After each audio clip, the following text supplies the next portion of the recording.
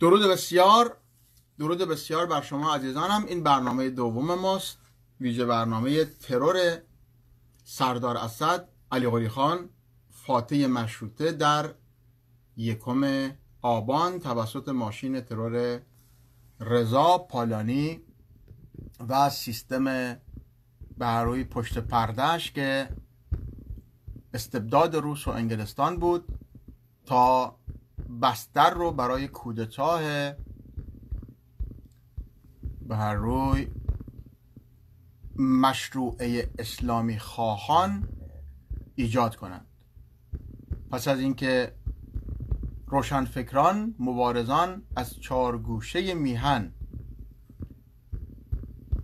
رژیم از مشروعیت خارج شده قاجار رو مرحله به مرحله، سلسله به سلسله، استان به استان به قول معروف، البته اون هنگامه سخنی از استان نبود، منطقه به منطقه نابود میکنن و به تهران میان و پس از ساقط کردن حکومت مرکزی که در سیطره ترکان قاجار بود و تشکیل کابینه ملی و به رشد و ترقی و مدرنیته و زدودن استبداد در صحنه‌های سیاسی اجتماعی میپردازند، استبداد بیکار نمیشینه و با ترور خاموش و با سرکوب مرموزانه، با بیماری رو گسترش دادن در میهن و بار رو در اون هنگامه و قحطی رو ایجاد کردن، ملت و سرزمین رو به جایگاه میرسونن در ضعف، در انزوا، در جنگ‌های منطقه‌ای که اکثرا هم با تقیه به اصطلاح مهرهای خود رژیم بود و کودتا رخ میده و میبینیم دیگه، بقیه‌شو دیگه علنا داریم میدونیم. همه روشنفکران کشته میشن، از جمله سردار اسد علی قلی که الان دارم در موردش صحبت میکنم. یعنی لیدرهای اقوام زده میشن، بقیه اقوام کشته میشن، بخصوص ما لرها. من از بخش خرم‌آباد صحبت میکردم، از بویراحمد، از مناطق بختیاری. با بمبارانهای هوایی خرم‌آباد 3 بار با خاک یکسان شد. 3 بار شهر خرم‌آباد با خاک یکسان شد. خرم‌آباد اون هنگامه تنها جایی که ازش موند همون به اصطلاح مرکز باستانی خرم‌آباد. همونجا هم اگر عزیزان، من خودم شخصا رفتم دیدم، برن ببینن، ترکش ها و مرکش ها و توپ و اینا از اون هنگامه هنوز در اون قسمت هست. به هر روی اینا واقعیت هایی است که وجود داره و تاریخ اینجاست که خیلی مهمه. به شناخت ما می انجامه از آن چیزی که بر ما گذشته و ما رو حواسمون جمع میکنه بر آن چیزی که احتمال داره دوباره بر ما تکرار بشه. عزیزان میل کنن لینک برنامه رو برای دوستانشون ارسال کنن. ما ادامه میدیم. من یه فکر کنم دیگه اواخر این لیست و مطلب باشه، این رو هم خدمتون میخونم و میریم تو بخش دیگر. بسیار خوب، من تا اینجا عرض کردم در بخش اول آمدیم تا جایگاهی که بسیاری از بزرگان لور، بخش به اصطلاح لرستان رو هم، لور کوچک رو به اصطلاح برشمردم، هرچند که بسیارانی از اینها هم بختیاری هستن. مثلا اکثر بیرانوندایان هم بختیاری هستن، بیرانوندا بختیاری هستن. به هر روی همراه این افراد 12 نفر دیگر در همین روز اعدام شدن که شوربختانه اسامی آنها رو نداریم، اینو خب توضیح دادم. گذشته از نام این بزرگان، تعداد بسیاری از بزرگان طوایف دیگر پارسول، به ویژه دیریکفندا، پاپی، چگنی ها و تیره و دیگر تیره ها و طوایف شهر و هومه، خرم‌آباد و برخی که حتی ریشه تباری لور ندارند نیز قتل عام شدند که امیدوارم بستگان این عزیزان نام و نشان این جانباختگان راه میهن را از طریق مجازی در اختیار من بگذارند. از سال 1302 تا 1311 بسیاری دیگر از افراد نامدار، چه به صورت مسموم نمودن آنها توسط عوامل نفوذی و چه در زیر شکنجه در زندانها و پاسگاه‌های ژاندارمری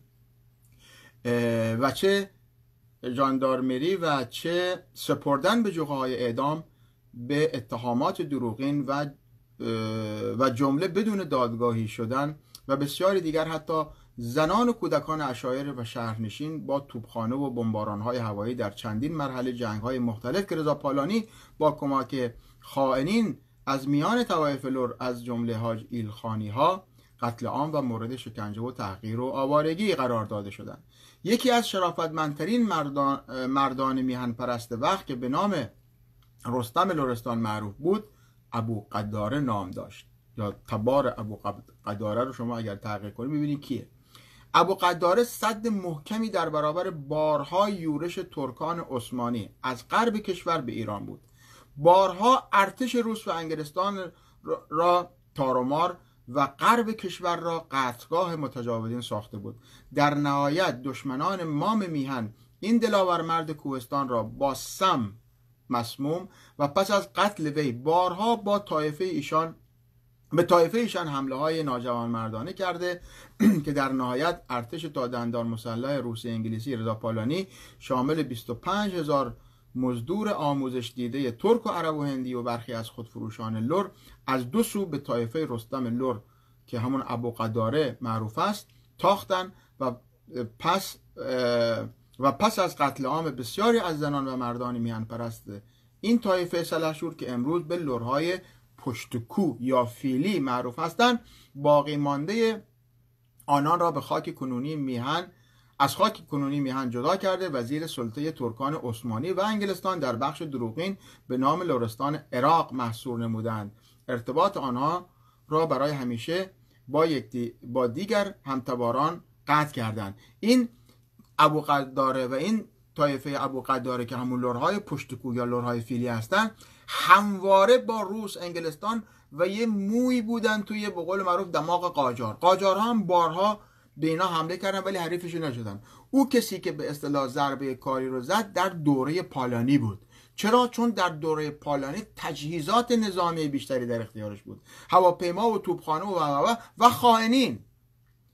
این باعث شد که اونها به اصطلاح از نظر تجهیزات نظامی در به اصطلاح ضعف قرار بگیرن و این جریان قرار داده به اصطلاح اروند هم که بخش مهمی از لرستان عراق رو شامل میشه این بخش اونهاست.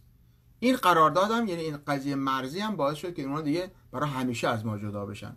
قبلا قاجارها و سایر صفوی اینا زور میزدن که ما رو یعنی او قسمت رو بندازن جزو عثمانی، چون عراق اون هنگامه عثمانی ها گرفته بودن دیگه، ولی حریف نمی شدن.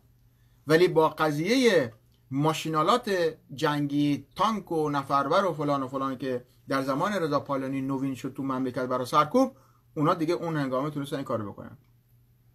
نسل‌کشی که ارتش تا دندان مسلح پالانی ها در سراسر میهن از اقوام گوناگون ایران به ویژه مردم میهن پرست پارسلور انجام داد، در نهایت نه تنها موجب تغییر نام و هویت سرزمینمان از پارس به ایران کنونی شد، بلکه به جدای بخش‌های بسیاری از همین جغرافیا یعنی ایران مرکزی از شمال و جنوب و شرق و غرب نیز گردید. مناطقی همچون بلندی‌های آرارات رو به آتاتورک، شهرهای همچون کویت و بلوچستان ایران رو به پاکستان، سرحدات رودخانه هیرمند و استانی به نام نیمروز رو که امروز در افغانستان دروغین هست رو به افغانستان، جزیره‌ای بسیار مهم در تنگه هرمز که امروزه به نام شط العرب شناخته می شود را به انگلستان، بخش‌های بسیاری از جنوب کشور که امروزه به نام لرستان عراق شناخته می شود را دوباره به انگلستان که اون هنگامه عثمانی‌ها در اصل مورهای انگلستان بودند و چاهای نفتی خانقین و بندر مهم بصره جمله مناطقی است که توسط رضا پالانی و طی قراردادهای همچون سعدآباد از مام میهن جدا و به اربابان روسی و انگلیسی خود هدیه داده شد. پروسه‌ای که تا دوران سلطنت پسرش حاج محمد رضا شاه و دخترش حاجی اشرف نیز ادامه داشت و با تقدیم بحرین به انگلستان داغ سنگینی بر سینه هر میهن پرست شرافتمندی گذاشته است. و اما بی سرپرست شدن کودکان بسیاری که بستگانشان در قتل عام‌های ارتش رضا پالانی نیست و نابود شده بودند و مناطق و مطابق برنامه‌ای میبایست برای اجرای طرح مذبوحانه انگلیسی روسی جهت موالیگری و مزدوری دولت به شیوه های استالینی پرورانده شوند. رژیم پالانی را بران داشت تا این اسیران نگونبخت را در مراکزی به نام دارالتربیته، لورا گوش کنید بر سرتون چی گذشته، پدرها و مادران کشتن بچه ها بی پدر مادرانو میبرن در یک مراکزی به نام دارالتربیته. بچه ها لورن اونا، خوب گوش میکنید، بچه های لوری که پدر مادراشون کشته شده، که در بخش های نظامی شهرهای گوناگون از جمله شهر به تصرف درآمده خرم‌آباد تشکیل شده بود. جمع آوری و به گونه‌ای که زیر نظر تربیت معلمین نظامی تربیت می‌گردیدند که بعدها اکثر آنها در امور دولتی به ویژه خدمت در ژاندارمری و سایر ادارات به عنوان مزدور سرسپرده دستگاه سلطنت برای جاسوسی بر علیه منافع مردم خود بهره می‌جستند. درست مشابه آنچه امروز رژیم‌های تروریستی به ویژه رژیم ملاها دست پرورده دربار سلطنت اسلام پناه پالانی‌ها یعنی جمهوری اسلامی با جمع آوری کودکان یتیم، فقیر، بی خانمان و بی سرپرست از سراسر مناطق فقیر میهن و آموزش و پرورش آنان در مراکز مذهبی برای سوء استفاده در برنامه‌های سرکوب و تروریستی بهره می‌جوید. و اما در ادامه به برشمردن نام و نشان برخی دیگر از لیدرهای سیاسی اجتماعی میهن، این بار پسا دوران تعویض قدرت رضا پالانی پدر آخوندیسم نوین، پس از دوران مشروطه به فرزندانش حاج محمد رضا و حاجی اشرف آموزش دیدگان در مستعمره انگلستان یعنی سوئیس برای ادامه پروسه شرارت سلطه‌گری پدر و بسترسازی خمینیست سال 57 البته با استفاده از ترفندهای نوین بر اساس سیاست پردازی های پرنیرنگ خواهیم پرداخت. میایم تو شماره، گفتم شماره اونجا جابجا شده، میایم تو لیست کشتارها. 58 ابوالقاسم خان بختیار از سران روشنفکر تحصیل کرده و فعال سیاسی اجتماعی دوران رضا پالانی بود. ایشان به دلیل مخالفت با سرکوب‌های رژیم دیکتاتوری پالانی سالها در تبعید به سر برد. مسئولیت‌هایی همچون فرماندار شهر کرد، اصفهان، کردستان و کاشان را نیز بر عهده داشت. پس از تحویل سرزمین ایران توسط رضا پالانی به روس و انگلستان و تعویض قدرت به حاجی اشرف و حاجی محمد به همراه بسیج بختیاری‌های خوزستان و سران ایل قشقایی در نهضتی به نام نهضت جنوب در مقابل انگلیسی‌ها قیام کرد و در نهایت با حمله هوایی توپخانه‌ای و زمینی ارتش انگلیس و پالانی‌ها نهضت جنوب شکست خورد. وی عزیزان جنگ میداوود رو بخونید. جنگ میداوود لیدر یا چه بدونم به قول معروف آدم سرشناسش آموی منه، یچی خان، که رشادت‌ها و کارها و برنامه‌اشو تو این قضیه بخونید، داستانش مفصله. حالا با حمله هوایی توپخانه ارتش انگلیس و پالانیا نهضت جنوب شکست خورد، ولی وی را توسط لرنماهای خائن و به ترفند دعوت به مذاکره به تهران کشیدن، زندانی و با مرگ مشکوک ترور کردند. در سن 42 سالگی در تهران جان باخت. دولت اجازه برگزاری مجلس خاکسپاری او را در بخش بختیاری نداد و بدون تشریفات در شاه عبدالعظیم ری به خاک سپرده شد. احمد رضا بختیار پدر مجید ساواکی که آموی برادر تیمور بختیار هست، گفتگوش تو همین صفحه من هست، داره اعتراف میکنه که ابوالقاسم خان رو تیمور کشت، رئیس ساواک، یعنی آمو خودش. میگه من شاهد دارم بسیارانی که ابوالقاسم خانی که به اصطلاح همون قیام خوزستان که میگن نهضت خوزستان، رضا پالانی وقتی که رفت مأموریتش تمام شد، پادشاهی رو داد به پسرش و دخترش ادامه بدن. در همین هنگام سال 1320 انگلستان اومد جنوب گرفت، یعنی تمام چاهای خوزستان و انگلستان گرفت. از شمالم روسیه اومد تمام شمال گرفت. ما حضرات لورا بر علیه انگلیسی ها قیام کردیم. توسط کی؟ توسط همین ابوالقاسم خان. در اصل قیام ابوالقاسم خان بعد از قیام علی مردان خان دومین قیام ما بر علیه کی؟ انگلستانه و پالونیستاه. ابوالقاسم خان از طرف پدری بختیاری، مادرش قاجاره.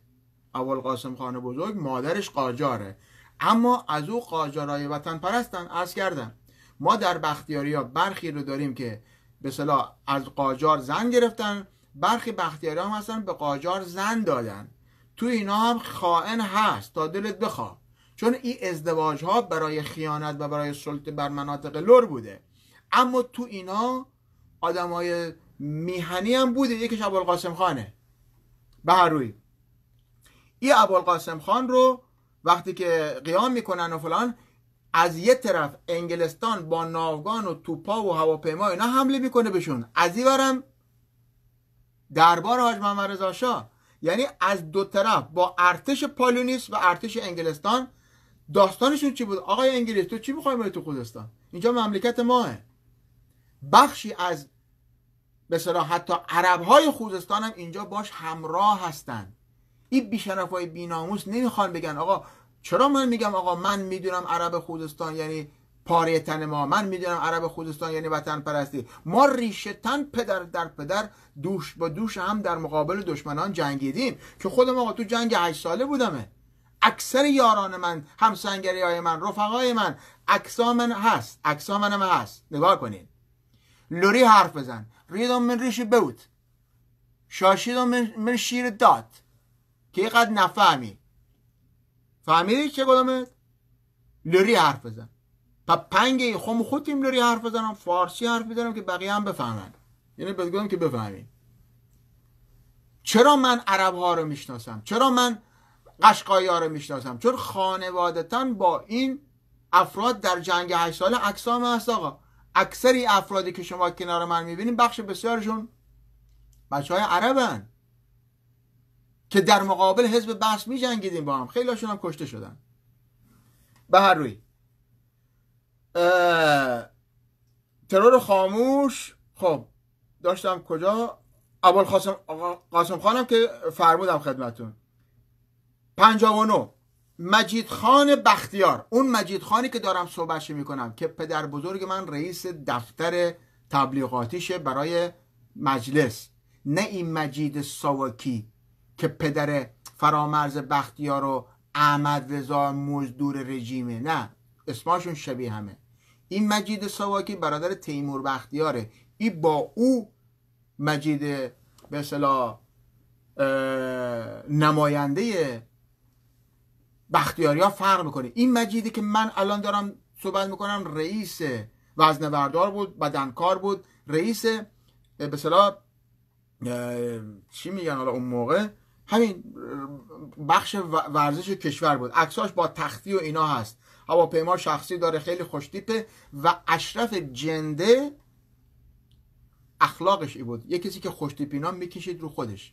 اشرف میخواست ایشون و کسی دیگر رو که الان همراهشون دوتاشون با هم میکشه، جنازه هاشون هم مفقود الاثر میکنه، هواپیماشون هم میبره میده با قاچاقچیایی که باشون کار میکرد، اینا رو میکشه. حالا مجید خان بختیار زاده 1300 مچو سلیمان که در یک عملیات تروریستی با بمبگذاری در هواپیمای شخصی دوست ایشان توسط مزدوران اشرف در شب 15 مرداد 1348، من تازه 48 اومدم به دنیا، به همراه لئون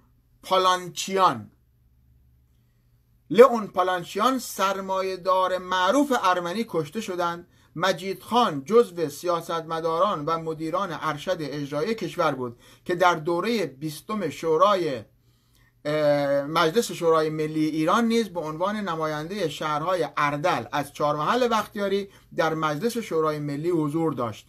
اشرف پهلوی به دلیل فساد اخلاقی سعی در به انحراف کشیدن مجید خان و پالانچی را داشت که تسلیم نشدند. این دو در مقابل درخواست غیر اخلاقی اشرف که به اصطلاح تسلیم نشدن، همین موضوع باعث مرگشان شد. حالا لئون پالانچیان از ارمنیان سرمایه‌دار ایرانه، از مجید گفتیم، حالا پالانچیان طرح و مدیر اجرایی جاده‌های هراز و تهران و ساحلی دریای مازندران بود. او شاشزاده شاهنشاه شمال و ساخت فلان و ساخت، تمام ویلاها و کار ایه، کار این شخصه. حالا گوش کنید. بود ایشان در واسطه مالکیت شرکتی بزرگ با امکانات مالی و تجهیزات بسیار ساختمانی در دهه 40 و 50 ساخت جاده هراز را آغاز و بعد از مدتی به پایان رساند و در انتهای جاده نیز به درخواست اشرف پهلوی کاخی نیز برای او ساخت. زیبایی و جلال پالانچیان اشرف را به فساد اشرف فاسد را بران داشت تا از این مرد شریف سوء استفاده سکسی کند.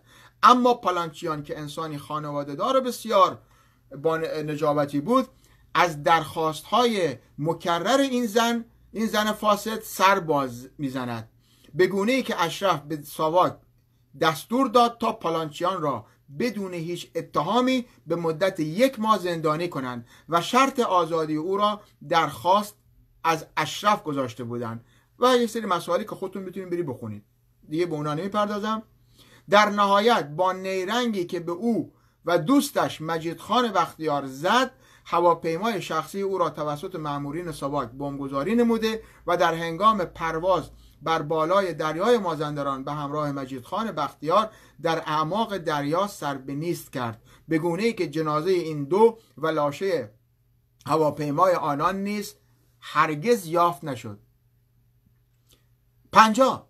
صادق هدایت، داستان نویس و مترجم زاده 28 بهمن 1281 تهران، در تاریخ 19 فروردین 1330 در شهر پاریس توسط تیم ترور حاج محمد رضا شاه پهلوی با صحنه‌سازی خودکشی بر اساس خفه شدن با گاز گرفتگی به قتل رسید.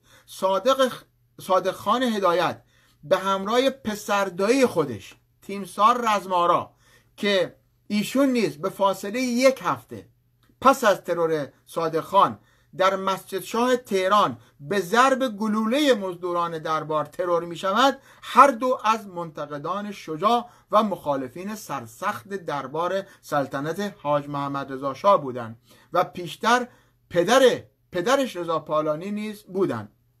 انتقادات تند تیمسار رزمارا از تخلفات دربار و قلم برنده و زبان آتشین صادق هدایت که پرده های تظاهر و سانسور دربار اسلام پناه پالانی را به سختی از هم می‌درید، به ویژه چاپ کتاب حاجی آقا که شخصیت اصلی داستان او شخص حاج محمد رضا شاه پهلوی بود و عملکرد مملو از تقیه و تظاهر و ظلم و جنایت دربار وی و پدرش را برمی شمرد، باعث خشم شخصی حاجی محمد شد و دستور ترور این دو را در پاریس و تهران به فاصله 1 هفته آن هم در طول 1 هفته به ساواک صادر می کند. سخن معروف صادق هدایت این است: از همان اول می دانستم که آخوند و دربار با هم دست به یکی کردند و خوب سر مردم را شیره می مالند. صحبت معروفش هم که من همیشه نسبت به همین پنگ بکندها اعلام میکنم، شعور خشتکی ها، میگه که برخی از مردم ایران گویی که عقلشان از سرشان سر خورده رفته تو کونشان. این صحبت معروف صادق هدایت در همین کتاب. 51. حاج علی رزمارا. البته اینم بهتون بگم گرامیان، رزمارا ارتشی بود، سرهنگی بود، در قتل عام خیلی از خود مالورها هم نقش داشت. وقتی که تو ارتش بود تمام ارتشی ها در قتل عام همه اقوام از جمله مالورها نقش داشتن، ولی من اینجا دارم لیست اونایی که عرض کردم حتی تو حکومت هستن، ولی وقتی که حکومت خطری احساس میکنه از طرفشون یا اینکه مورد سوخته بشن سرشونو میکنه زیر آب، به اینا هم اشاره میکنم و به شما مزدوران میگم درس عبرت بکنید. پسردایی صادق هدایت، حاج علی رزمارا، پسردایی صادق هدایت، ایشان نخست وزیر دربار حاج محمد رضا پالانی است که به دلیل اختلافات شدید با دربار و ترس حاجی محمد از کودتای وی دستور ترورش را مشترکاً به دوستان آخوند و مزدوران ساواک صادر می کند. در نهایت قاتل ایشان را با حکم ملکوتی هم آزاد می نمایند. و اما اگر چه خلیل طهماسبی که قاتلشه، قاتل فرمایشیشه به اصطلاح، قصد این کار را داشت،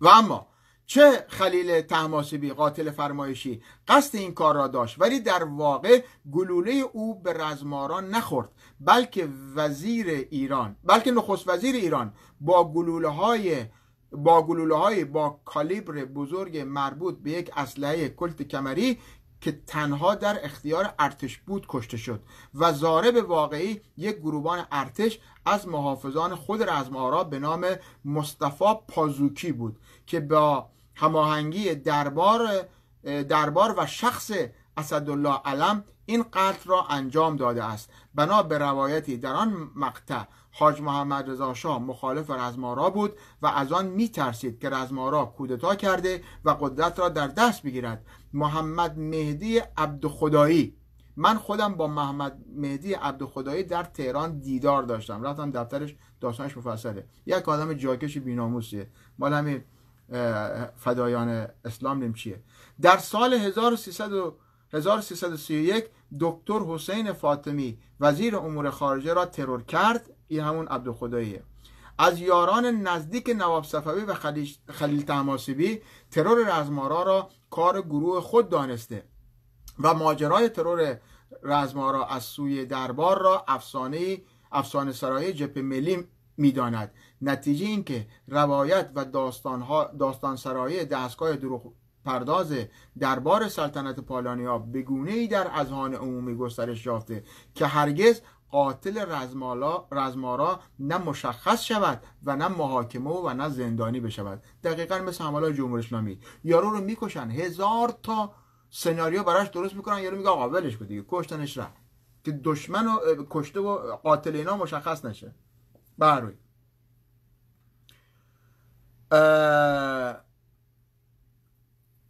بله، فردای قتل رزمآرا یعنی روز 17 اسفند 1329 کمیسیون نفت پیشنهاد ملی کردن نفت را تصویب و اعلام کرد. قانون ملی شدن صنایع نفت در مجلس شورای ملی در تاریخ 27 اسفند 1329 و در مجلس سنا در تاریخ 29 اسفند 1329 به تصویب رسیده. اینا ادله گرامی مال مثلا موارد اون هنگام است که من جمع کردم دارم به شما ارائه میدم. شما هم اگر خودتون تو گوگل سرچ کنید اینا رو میبینید.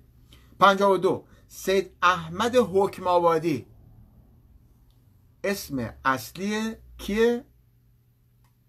احمد کسروی. این هم یه نوکری بوده در زمان حاج محمد رضا شاه. احمد کسروی رئیس دادگاه رضا پالونیه، سید مرتضوی حالاه، یعنی تمام اون سران اقوامو که تو زندان کشته میشن با حکم این رئیس دادگاه است. بعد زمانی که رضا پالونی میره پسرش به اصطلاح میاد جاش، این احمد حکم آبادی که یه آخوند فوته و فلان فلان داره اینا رو میکنه، میشه کت و شلوار و کروات، اسم خوشم داره احمد کسروی، ولی میشه رئیس کل دادگستری ایران. اما عرض کردم هر مزدوری یا هر موری وقتی موره سوخته شد کارش تمامه. این از احمد کسروی یکی از بی‌ناموس‌ترین آدمان نسبت به خصوص با مال راه. هر سال یک روزی رو داشت به نام کتاب سوزان، تمام کتاب ها و اسناد و سوخت، به این خاطری که از مشروطه 2-3 تا پاراگراف تو کتاب مشروطه، تاریخ مشروطه 2-3 تا پاراگراف از مال راه. این احمد کسروی. حالا ببین کیه. سید احمد حکم آبادی اسمشه، سید احمد حکم آبادی، آخوند سید احمد حکم آبادی، با پیشینه شغل آخوندی و به نام مستعار احمد کسروی زاییده شده در تبریز. اکثرشون هم یعنی همشون هم ترکن. یارو میگه آقا تو چیکار ترکا داری؟ آقا من دارم حقیقت ترکا رو میگم، توهین کردمش آقا ترکه. تمام اون افرادی که گفتم همه درباره همه ترکن، رزمآرا اینا همه ترکن، یعنی به جز ترک ما اینجا نمیبینیم تو دربار، هم قاجار هم پالونی. مثل همین الان اکثر آخوندا و هم پاسدارا و ماستارا ترکن، اقتصاد و مقتصاد دست ترکا. من حقیقت میگم آقا تو ضد ترکای، نه آقا، ترکا ضد ما هن. ترکا ضد ترکای ایرانی هم هستن، ترکای وطن پرست و شرافتمند هم هستن، چون بیشترین قتل و غارت هم قاجار، هم صفوی، هم پالونی، هم جمهوری اسلامی عمل در ترکا میکنه. ترکا رو در بدبختی بیچارگی گرفته، مزدور از خودشون میگیره بر علیه خودشون. به هر روی عزیزان میل کنن لینک برنامه رو برای دوستاشون ارسال کنن.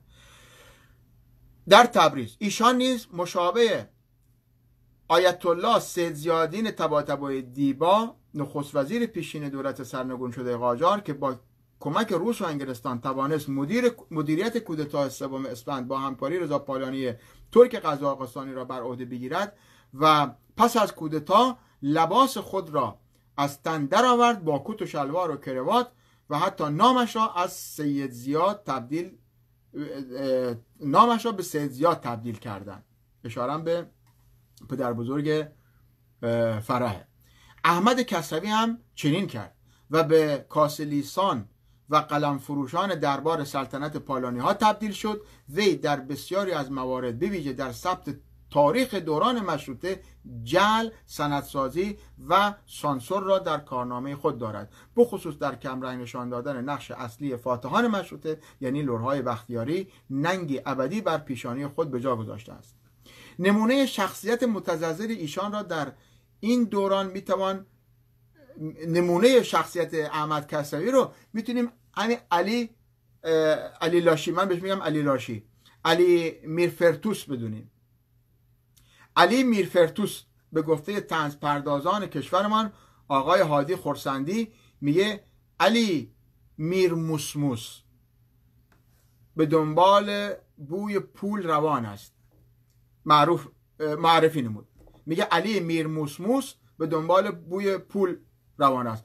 علی میرفرتوس کسی که گرامیان امروزه همش کارش جعل سنده، خودش قبلا مخالف پالونیا بوده، چپ بوده، فلان بوده، ولی الان تو حالا شده به چه گفتن پالونیا، یعنی تاریخ ما رو داره برعکس میکنه. دقیقاً علی میرفرتوس الان که از دربار پالونیست و آخوندیست هم دو طرفه میخوره، یکی مثل همین احمد کسروی بوده که آقای هادی خرسندی شعار معروفمون هم به همین مسئله اشاره کرده. بنا به شواهد پرشمار این قلم فروش یعنی کسروی پس از رخداد دستگیری و زندان شدن سران بختیاری به سر قائله نفت مچو سلیمان به ویژه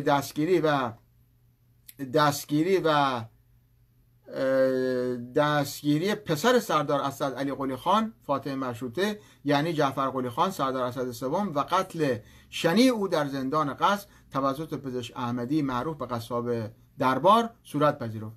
قابل توجه این که وکالت و دفاع از پرونده این قاتل خون آشام دربار که مسئول کشتن بسیاری از نویسندگان، شاعران، روشنفکران و سران اقوام میهن پرست از جمله منتقدین رضا پالانی در آن هم با تزریق آمپول هوا و خوراندن سم بدانها صورت پذیرفته است را شخص سید احمد آخوندزاده به حکم مستقیم رضا پالانی بر عهده داشت. در نهایت خود وی، خوب توجه کردین این مسئله رو ببین، این آقای رئیس دادگاه زمان رضا پالانی که حکم ترور قتل این زندانی‌ها رو به پزشک احمدی تو زندان میداد، بعد از اینکه رضا پالانی رفت اسمش عوض کرد، اومد شد رئیس دادگاه ایران. وکالت پزشک احمدی، قاتلی که به دستور این حضرات لور و قشقایی و تونکابونی و اینا رو کشته که خانواده‌هاشون شکایت کردن، بر عهده گرفت. قاضی وکالت مجری قتل رو بر عهده گرفت به این خاطره که هیچ کم به نتیجه نرسید. یعنی پزشک احمدی الکی میگن کشتنش، کجا کشتنش معلوم نیست، ولش کردن. پرونده قتل بزرگان لور که در پس از اینکه رضا پالانی رفت اومدن در دوره پسرش حاج محمد شکایت کردن، ول شد. چرا ول شد؟ چون قاضی که حکم قتل داده بعد شده بود وکیل پرونده. ببینید چه خبره. خب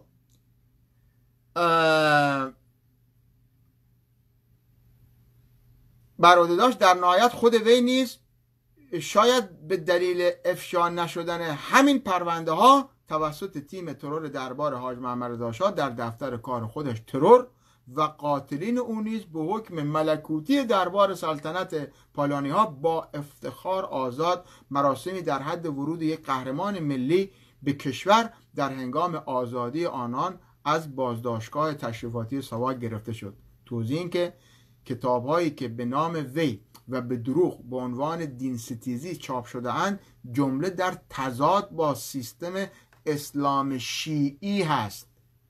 ای نادان گوش کن، کتاب شیعه گری و آقا کسروی ضد اسلام بود؟ نه، کسروی ضد شیعه. کسروی میگه شیعه دروغه، میگه اصل اسلام سنته. همین الان هم داریم دیگه، عربستان و وهابی و مهابی میگن آقا شیعیان فلانن به امانن. مخالف اسلام نبود کسروی. اوش مانگولا، کتاب شیعه گریشو بخونید، به این دروغا پالونی نرید، به این دروغای جمهوری اسلامی که خود شیعه نرید. آخوند کسروی خواهان دین سنی بود، میگفت شیعه دروغه، شیعه مسخره است، راست میگفت. بعد میگفت چی خوبه؟ سنی. گرفتید؟ ان خشک رو با ان تر میخواست تعویض بکنه. بعد این تیم شیعه کشتنش. فهمیدین چی شد؟ نه نفهمیدین. حالا بگید کسروی روشنفکرای ما کسروی. ریدم تو شیر مادر هر کسی که کتاب شیعه گری کسروی نخونه، بعد در مورد کسروی حرف بزنه. اونجایی که شیعه مسخره میکنه نیم فلان عربی با سوسمار اینا، اشاره میکنه به این روایت های شیعه. میگن شیعه ها چقدر پنگه ای هن. مثلا میگن با سوسمار حرف زد، با فلان حرف زد. به این صورت در اصل داره سنی، اسلام سنی رو چهره و وجهه میده. هوی نفهمه بفهمین. خلاصه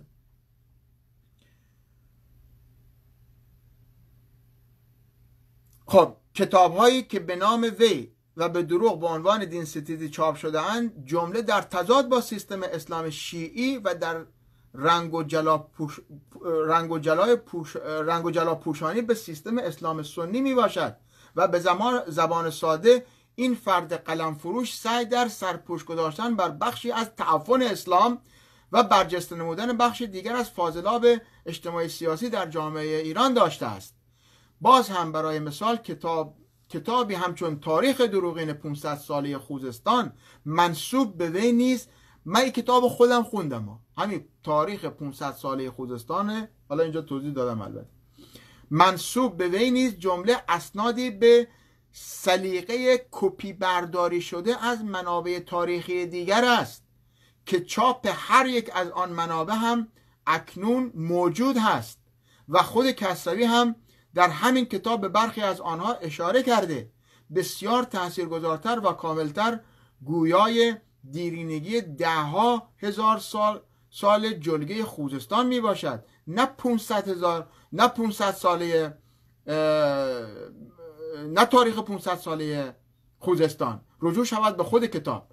در پایان هر مهری روزی به مهر سوخته تبدیل و پس از پایان دوره مصرفش توسط کارگزاران از دور کنار گذاشته می شود. عرضم خدمت سرکاران، ببینم دیگه این جابجایی که شده. اوکی. از کشتار شدگان حضرات زلکی پنگه‌ای میان از زلکی ها پنگه‌ای ها گه اوه نه ما زلکی ها فلان ما همیشه با پهلوی بودیم. گوش کنید، اون بخش از زلکی های پنگه‌ای گوش بکنین. اینا بزرگان زلکی هن، نه شما تخم حروم ها که خدا دونه کین. جعفر قلی خان زلقی قاتل پدر خمینی که به شکایت خمینی و دستور مستقیم حاج رضا پالانی دستگیر و اعدام شد. میرزا قلی خان زلقی یکی دیگر از شرکت کنندگان در قتل خمینی که ایشان هم دستگیر و اعدام شد. بهرام خان زلقی ایشان هم یکی دیگر از شرکت کنندگان در قتل پدر خمینی بود که قبل از دستگیری توسط مزدوران دربار به صورت مشکوکی مسموم و ترور شد.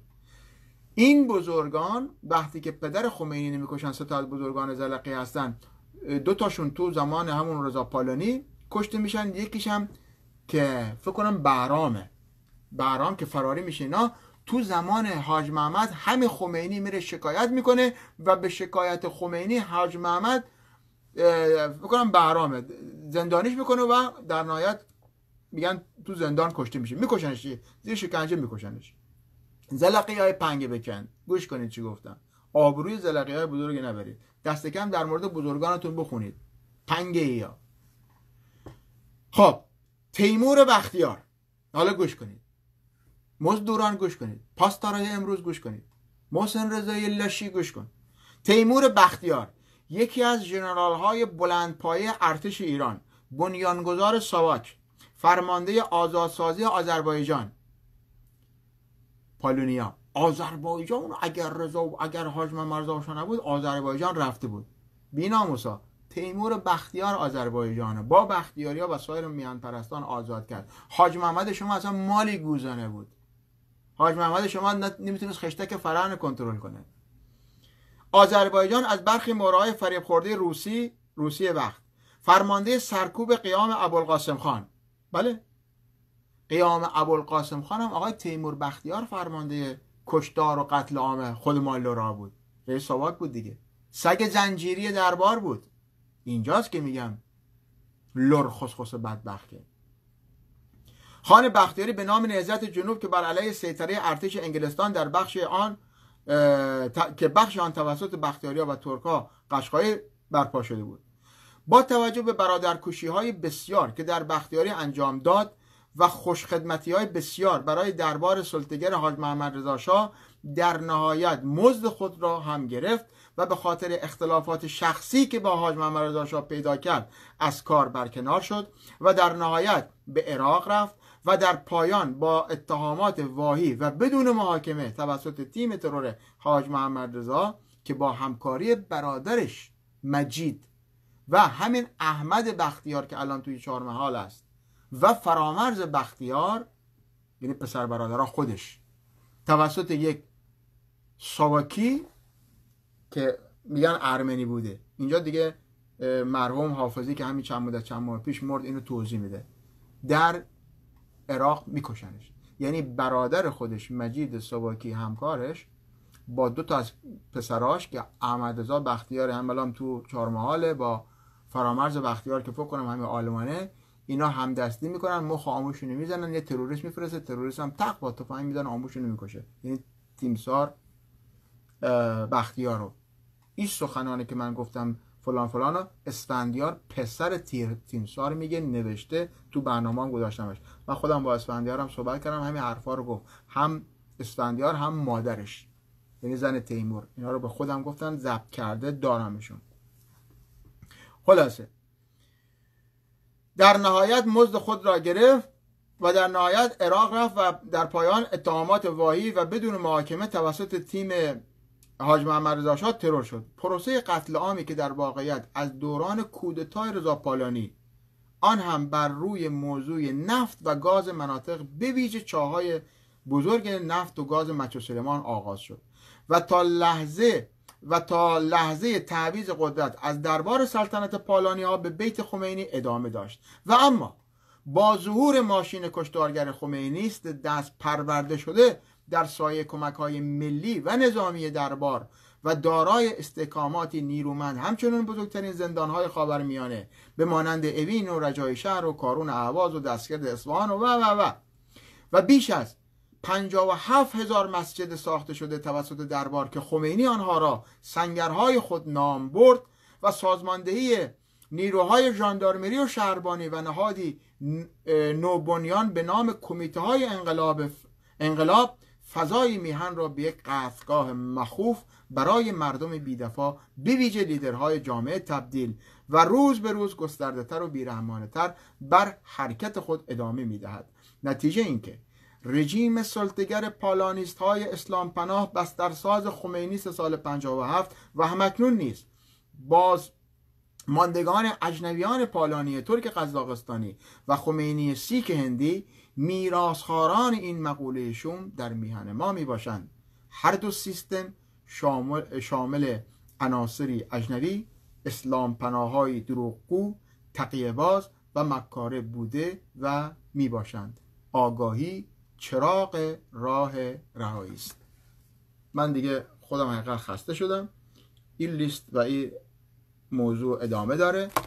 اینجاست گرامیان. شناخت دقیق از ماهیت راستین دوست و دشمن نخستین پیشرفت رسیدن به پیروزی برای مردم کل اقشار جامعه، به خصوص ما لورا، در چمپره استبداد قرار گرفته است. ما اگه ندونیم کی رفیقمونه، کی خواهان رشدمونه، کی هموطنمونه، کی دشمنمونه، کی خواهان نابودیمونه، همینه که هست. اینجاست که ما باید حقایق رو بگیم و در راستای گفتن حقیقت ها هم از هیچ چیزی، هر عزیزی میخواد بیاد صحبت بکنه بفرماد و بیاد سخنشو بگه. عزیزان میل کنن لینک برنامه رو برای دیگران ارسال کنن. سردار اسد، جعفر قلی خان و کل خانوادهش ترور شدن، کشته شدن، نمردن، در نگذشتن. شرم کن لور، حقیقت بگو برای نسل آینده که دوست دشمنشو بشناسه. درود بر شما عزیز گرامی.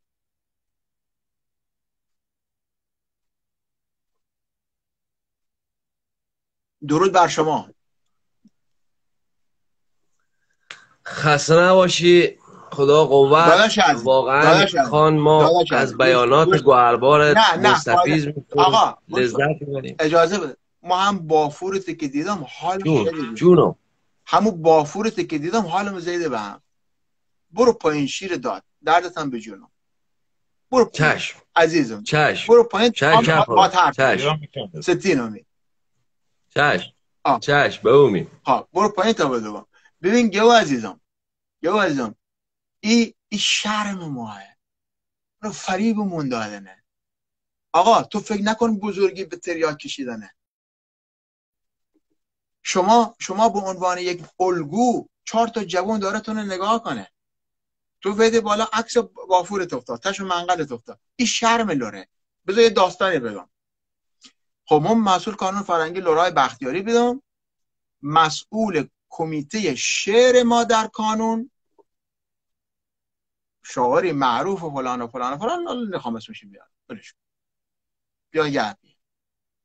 یه روز دیدم یه دکی تو محل ما بی دانیال بختیاری هم بی زم ازرات بوادی بی خواستم برم خونه. مثلا همیشه مثلا ایدم چون ضعیفی بینا ایدم دکیش خریداری کردم و مثلا جاهای دیگه مثلا جنس یاورد حالی بهش بدم. بختیاری هم بی من محلمون هم بی کمکش کردم روستایی بی ایدم خرید بکنم از دکیش، در حالی که تو هم دانیال هم فامیلامون هم سوپر موپر داشتن ولی حال بشه دادم و کاملا خیلی اشناختم، خوشم دونست و همه اشناختم دیگه. بعد یه بار رم دیدم پشت دکش یه آتیشی روشنه، هوا هم زمستون اینا نبی. بعد دیدم 2 نفر دارن خودشون زمان قایم میکنه. بعد یه رو هم که اشناختم بعد گفت که فلانی ادونی کی پشت تش گم نه، گفت فلانی و فلانی. یکی از چهره‌های بسیار مطرح فرهنگی در عرصه شعر و استان خوزستان لور. خب گم چه کنه؟ گفت والا چه بگم بسون؟ گم بیاین داخل دکه فلان های رستایی بینا. خب ما تو دوم افتاد رفتم دیدم آقا مقوا آتیش درست کرده بیدن، سیخ سنگ ناده بیدن، داشتن تریاک کشیدن. خوش یه آقای دیگه تا مونه دید خب خجالت زده سری بدن اینا و فلان اینا. گفت فلانی چرا این کار کنی با این جایگاه فلان خلاص گفت فلانی مهمانم اله بله. خب بعد دعوتشون کنم فردا زور بیاین خونم، حالا که مهمانته از جای دیگه شاعریه فلانا، فردا زور نهار بیاین خونه. فردا زور نهار بیاین خونه. خیلی تشریفات بالاخره، حالا مهمان هم داشت بالاخره، هم پیا یپی بی نظر فرنگی هم خیلی معروفی اسمش نیارم. نهار رو خورد اینا، گو حقیقت مهمانم اینا نیبوید تش منقل بنیمسیش تریاک بکشه. بهش گفتم ببین فلانی. حالا که اینطوره بذار خوب بدون تو ننگ مایی. اگرم بیرو درواسی الان موقعدون بیا خونه اینا فقط به خاطر این آقایی که گود غریبه از فلانجا و از اصفهان بده بیمارم اینا یه خواسته مثلا یه بختیاری حالا دیدش و فلان دعوتش نکرد و خونه. ولی این کارا نکن، این برنامه نکن، این مسئله نکن. خیلی سعی کردم به قول معروف ترکش بدم، چقدر رو شروع کار کردم فلان نشد. بخش بسیاری از جوانان بختیاری نه همین شخص خراب کرد. همین شخص. عزیزان نخوام صحبت بکنم، حالا خب دونین دیگه، همه دونین داخل ایرانی مسائل بیده هر جاره منقل فلان و مثلا خان پتو نیکشی تریات نیکشی همه بو خان تریات نکشه. ما گفتم خام تریاک کشه نه خان. عزیزان این مواد مخدر باعث سقوط ما شد. از هنگامی که مواد مخدر در درون ما نه تنها مالورها بلکه تمام جامعه وارد شد ما به نابودی رسیدیم. بلند شین از این نابودی. من یه انتقادی کردم در مورد همه عزیزمون و هم پسر خوبیه بختیاری، پسر خوبیه شاوریه فلان ولی معتاده. آقای کوروش تاجمیری گوم تو معتادی، باید ترک بکنی. تو به عنوان یک کسی که خود بختیاری حساب کنی چقا و فلان در چهره 4 جوان خواهی الگوبوی، تو ننگی آقا. یک بار برای همیشه ایثار داشته باشین. تو اگر معتاد نبودی، اگر این ضعف نداشتی، نمیرفتی جلو زرقامی بیشرف بیناموس شعر بخونی. من با شعر تو که مخالف نیستم، شعر تو خیلی وقت داری گویی، 40 دفعه هم تکرارش کردی، خودم لایکش کردم، فکر کنم پخشش هم کردم. این شعر تو، این بروت تو، این جایگاه تو اونجا نیست پیش زرقامی که نه تنها به کل فرهنگ میهن ما بلکه به خود تبار ما چه توهینایی که نکرده. من یادتون را از سرزمین کهن، من یادتون را از سگ سرپاکش بودن بختیاری.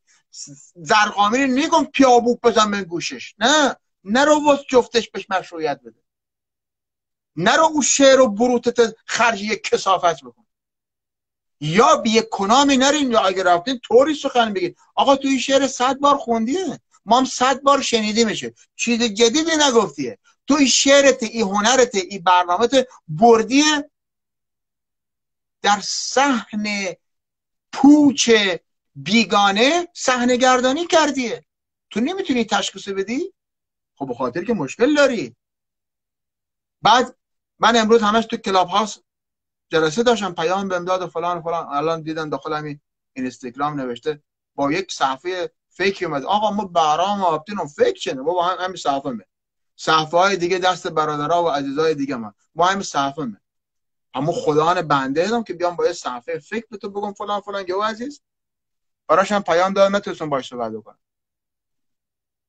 حالا عزیزان یو عزیز خیلی ممنون که ردی پایین، یو این فعل از خود رد کن. آقا آدمی که مواد کشه یا هر کاری، تو 1 سانت از بدن بیرون برای کسی سود نداری، حتی 1 سانت. اتفاقا هر چی هم که تو بدنته آسیب بترسونه. آقا ایثار داشته باشین. بله سخته، میدونم ترک کردن. بله حالا اگه بخوام داستان بگم خیلی از داستانا دارم. آقا مسئله اعتیاد، آقا بدن خم گو تنی خم آرام به اعتیاد درگیر شد، زندگیمونو پاشاند. یعنی میلیون ها تومان ما خرج گوم کردم، گوتنین آدم نشد که نشد، خونشو کلن عوض کردم، آن پولای فلان. عزیز من مواد با بذاریم کنار. آقای کوروش تو گومی، اما گو بدفعلمی. تو رو به عنوان یک الگویی که دوست دارم پاشنه کردم برای حساب دیگران. عزیز من پولش میخوام، در خدمتم. بفرما قربان شما صحبت کنید.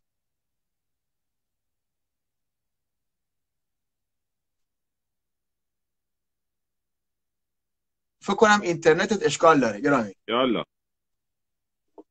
عزیزان رژیم درود بر تو، بفرما قربان. صدات نمیاد. میخوای یه آف آن کنی؟ یه آف آن کن دوباره بیای. الان صدامو داری؟ الان دارم عزیزم، بفرمایید. بله. ما واقعا ناراحت شدم یک برادرمون وافور نشون داد. دیدی؟ یعنی واقعا یکی از دلایل افت بختیاری همین وافوراییه که این جوونل متاسفانه. ببین خانه بزرگ عرض کردم آقا، ما اگر بگویم بختیاری فلان یا هر قوم و هر تباری، آقا در رشادت، در سینه سپری، در پاکی، در نفس داشتن، در جنگیدن. آقا الان نگاه کنیم بختیاری یا یه منقلیه یا داره شاهنامه خونه. آقا شاهنامه بسه، شاهنامه رو عمل کن. الان همین مطالبی که ما خوندم آقا، همین حقایق. عزیز من، بسیاری از بختیاری ها هنوز ما چند تا سردار اسد داریم، نه اون ابوالقاسم خان چطور مرده. آقا اینا رو صحبت بکنیم.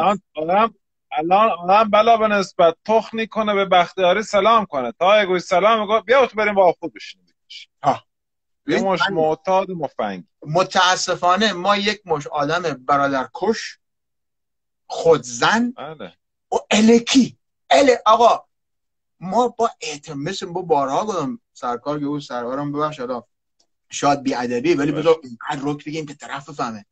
آقا تو اگه بواسیر داری نه تری بری تا دکتر بگوی آپانتیس دارم،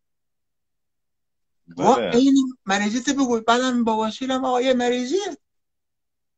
عزیز من، ما در بختیاری یک سقوط وحشتناک کردیم که 99% دلیلش اعتیاده. 99% بعد تریاک عشق آتش و نمیدونم تریاک. آقا یه حرفا چنه آقا مخوام نگاه کنم از منشأش هم میون کلامت از زرتشت و چی آمد. عزیز من بختیاری بیدم داخل یه همه محافل هم بیدم آقا، هم تریاک و مواد هم هم کیریم مسائل هم، ولی ما انتخاب کردم. همه که نیرن داخل کسانی داخل این مسئله رن که کیش شخصیت دارن، که هدف ندارن، که فقط خواهن دیده بشن. ببین منقل تونه از شرف خالی کنه، از شعور خالی کنه. تو اگر خواهان احترام حقیقی هدی، آنانی که ایان دور منقل شعورشون در چارچوب همون منقله. عزیزانی که یه مشتنگ بسیل ایشینن پا منقل معامله میلیاردی کنه نه اونم یه ریال هم حرفاس ارزش نهاره. خب در اصل آنها خوشون زنن. ببین زن، بچه، خواهر، خانواده اصلیشونه که از دست داده هیچ او بماند، و بعد هم در یک جایگاهی که حقیقتا با ایفاده نقش بکنن هم نیدن. آقا معتادا یا شاعر بود یا رقاص بود یا تحلیلگر بود یا به قولت نشینن همه در حد همون منقل و فلان چی خوشون رویا ده. ولی انسانی که سالم باشه دوری مسائل نیست، حقیقت نبینه. آقا تو جایگاه چنه، تو وظیفه چنه، تو ویدی به دنیا آقا باشه 10 سال 20 سال 5 سال 6 سال چه منست درآوردی دیدی هیچ چیزی، خب ولش بکن. آقا بدارش یه پله برای اینکه به قول معروف پله نم رعلی سرش نمون توش. حتی مندی گوه زدی به خود، گند زدی به خود، بعد انتظار داری کسی هم نقدت نکنه. نقد ما به کسانی همشون اینجور نیستن. آدم والا خیلی از آدمای پولدار نه معتاد شدن، اونا شدن الگوی جوونا. عزیزان رژیم همین نمیخواد، به تو بمیری که مثل برادر قوم بمیرم. یکی از دلایلی که رژیم وحشتناک از ما ترسید که هیچ آغوشته نمیدم، اکثر کسانی که داخل مسائل سیاسی اجتماعی بیدنه خود رژیم هماهنگی که به اصطلاح بیفتن توی دامه، حالا یا برنسبت سکس یا جاکشی کرد براشون، یا مواد مخدر یا راندخاری یا به اصطلاح یه بیشرفی بیناموسی، بعد آتو اشونه گره دونست دیگه خودی مورد سوخته زادی. مثلا ما هر وقت رحم زندان خود دیگه چندین نمونه بازجو و فلان، مثلا یکیش حالا خوبه خان اگه وقت چیزی خواهی استفاده کنه با ما راحت باشه، مشروبی مواد تریاکی چیزی خواهی بیارم سید زادی. یعنی اینطوری خاص از ما مثلا آتو بگیرن و ما گم نه ما حال بالا بیرون کردم، حالا تا شما دعوتون من ترک یعنی تریزن تو پوشون. وقت اولمون تمام، تو لایو دوم بیاین عزیزان. این فعل لیش رو بذاریم کنار، این ننگه برام. یه سوالی هم داشتم حقیقتا، وقتم ناری عزیزم. چند ثانیه